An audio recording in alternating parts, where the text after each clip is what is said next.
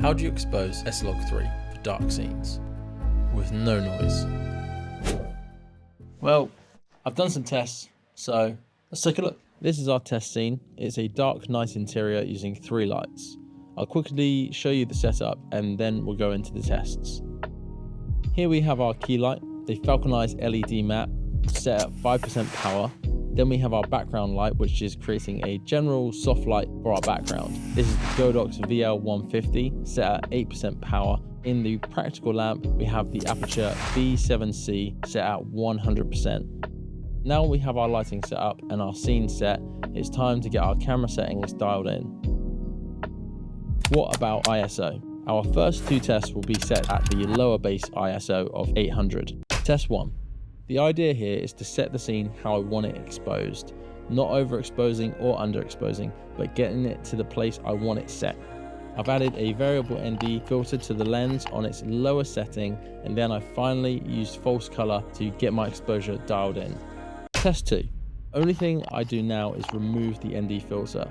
Nothing else has changed, which means the ratios of the lighting are all the same, but the image will now be recorded brighter. This means that in post-production, we will bring it down in exposure so it matches test 1. So what we've done here is essentially record brighter shadows and blacks in the image. Now we switch to the second base ISO, 12,800. Test 3. Like test 1, our aim here is to get the exposure we want in camera. So apart from changing the base ISO, I am now adding a variable ND filter and putting it to its maximum, thereby reducing the camera's exposure. We check false color, so we're matching test 1 and we're done. Test 4. The only thing we change now is the ND filter. By opening it up, we now record a brighter, more exposed image, which again, we will bring down in post like we did for test 2. The results. Now we're going to look at the final images. I've changed everything into Rec 709, and with test 2 and test 4, I've reduced the exposure, so now all the images are the same exposure, and I've double checked that in false color as well.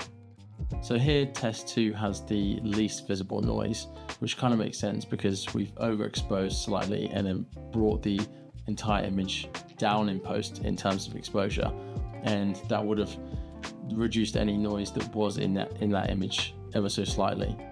So test 3 here is the noisier of the 2. Test 4, again like test 2 where we overexpose slightly. That kind of process seems to be the best way to do this at the moment, overexposing, bringing down in post.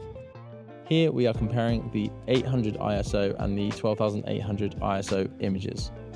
Here we can see that test 2, which was shot at 800 ISO, has the best results. 800 ISO seems to be the best in terms of getting the best potential image.